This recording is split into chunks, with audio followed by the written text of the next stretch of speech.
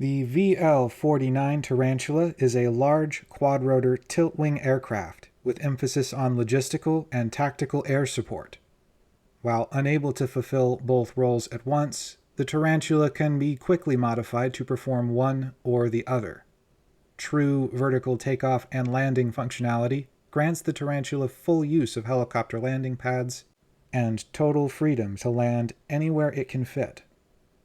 As a transport, the Tarantula can carry about 20 tons, which limits it to light and medium armor transport.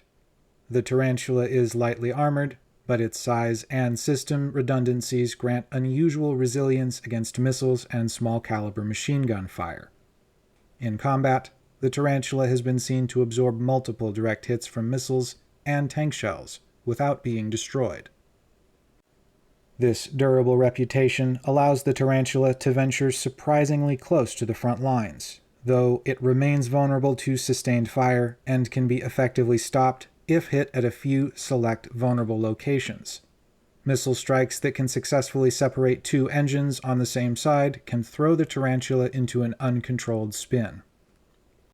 The Tarantula's 4 turboprop engines are linked by internal crankshafts and capable of automatically adapting to multiple engine failures. The onboard computer is able to dynamically adjust rotor tilt angle, allowing crews to focus on flying, but this system can be overridden to allow manual tilt adjustment. Doing so enables more control over airframe behavior at the cost of requiring more attention to manage. The Tarantula is slow on the stick, but responsive enough to maneuver low to the ground, allowing it to evade radar-guided missiles at a distance. The Tarantula lacks any stealth technology or radar jamming capability, so it's highly vulnerable to attack using radar-guided systems. With 4 engines to manage thrust, the Tarantula can build up to reasonably tight turns, but accelerates and decelerates slowly. When in vertical mode, the Tarantula can climb and ascend reasonably fast without fear of vortex ring state. The Tarantula is able to function as a fixed-wing aircraft for extended periods, allowing it much faster flight and fuel efficiency than any equivalent helicopter can manage alone. Its 4 stubby wings require much higher base speeds to avoid a stall and are too small to support its weight without 2 engines to carry the load. When fitted as a transport, the Tarantula has access to a number of light armor platforms. The most common choice is the LCV-25, which was designed specifically for the Tarantula. The LCV-25 is compact, allowing for 2 units to be transported on a single flight. 2 variants of this vehicle are available for anti-air and anti-tank roles, and equipped with heavy weapons that can challenge most ground forces. Unfortunately, these vehicles have limited armor and small reserve magazines. They can devastate small and medium-sized formations or threaten forward airfields, but cannot operate for long without resupply. The Tarantula is also able to haul the AFV-6 platform, including all variants of this larger and more heavily armored vehicle. AFVs have larger magazines, so they can operate for longer without support, but are still vulnerable to most aircraft weapons. HLT radar trucks can also be moved, allowing the Tarantula to replace units supporting Strato-Lance defensive positions. Besides vehicles, the Tarantula can move raw munition crates, allowing it to resupply any vehicle or aircraft that passes by. A naval variant of this supply crate helps keep larger ships operating effectively when their own supplies are expended. Both crates are filled with raw explosives and ammo, which means that direct hits or reckless deployment will result in a substantial explosion that can easily harm those nearby. Gunship configuration sacrifices all transport capability for a massive side-mounted 76mm guided cannon and floor-mounted missile rack. The side-mounted cannon is an effective anti-tank weapon capable of sustained bombardment of structures and vehicles at about 5 kilometers distance. though momentum and altitude can allow for performance above or below this limit. The cannon's targeting system is made for use at extended range, so pilots should not be afraid to orbit near the edge of the cannon's range to avoid counterattack. The 76mm cannon fires homing light artillery shells that provide the same low thermal signature as a gravity bomb. These shells can be intercepted, but the available magazine for this weapon is massive. When combined with the high efficiency of the Tarantula's engines, you get a gunship with incredible loitering times. The Tarantula presents a high-priority threat that ground forces must deal with before a successful assault can be mounted.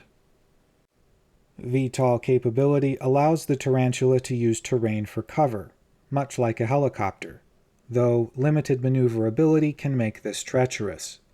Using the cannon from a stationary firing position renders the Tarantula vulnerable to direct fire from tanks and optical missile systems, so it should be done from far away and at full speed whenever possible. Because the cannon is side-mounted, while other weapons are forward-facing, pilots must be selective about which method they want to use, since repositioning takes time and can create additional vulnerabilities. The floor rack is optimized for the AGM-48 and can transport 20 individual missiles, giving the Tarantula the largest overall AGM-48 magazine in the game. This volume of weapons can deal with most convoys and small facilities, but a sufficiently dense network of defenses can still overcome these swarms with enough advanced warning. Remaining weapons are available to the transport and gunship configurations. A 12.7mm chin-mounted rotary turret provides close-range defense effective against light armor and aircraft. This pilot-controlled turret tracks quickly but offers limited range, making it suitable only for close air support during deployment of vehicles or when strafing a target. 25mm flex-mount gun pods are available to the co-pilot and provide limited tracking ability to support the chin turret in defending the Tarantula, its ground forces, or for use in strafing hostile targets. Flex mounts can be exchanged for a set of IRM S-1 missile launchers, offering limited anti-air capability. Pilots looking to leverage the Tarantula for transport should be aware of its especially unwieldy handling when fully laden. It takes extra engine power to do anything with a full load, making hairpin turns and evasive maneuvers more dangerous. The auto tilt controls can make airframe behavior unpredictable during intense maneuvering, so transport pilots should acquaint themselves with manual mode and its custom axis keybind options in the menu. Combat pilots should carefully avoid engagements with all other aircraft. Even with its sizable gun package, the Tarantula is far too disadvantaged against all other airframes to consider direct attack. It's best to think defensively and work around allies to avoid being picked off by hostile air forces. The Tarantula gunship is focused hard on supporting ground forces, and this often does not require frontline fighting. Work from the midline using cannons and missiles to suppress armored advances and fortifications. The Tarantula can absorb a lot of damage from light arms and missiles, but this survivability is greatly impacted by luck, so it should not be counted on as an absolute. Try and take missiles along the sides or rear hull. Avoid exposing the cockpit and dorsal hull to direct strikes.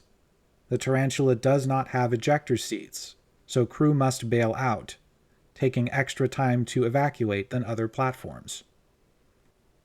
The Tarantula is a supporting aircraft designed to complement others and fares poorly when acting alone. Move with ground forces and while covered by Allied aircraft. The Tarantula is vulnerable when landing to drop kit or when lining up for gun runs, but it can bank hard to avoid fire when its rotors are in their full forward position. Acceleration and braking take time, so plan ahead and have some abort plans in mind if an attack run goes sour. That's all I have for today. If you made it this far, you probably liked the video. Be sure to show it with a click in the right place, or a comment if you feel so inclined. Catch you all later.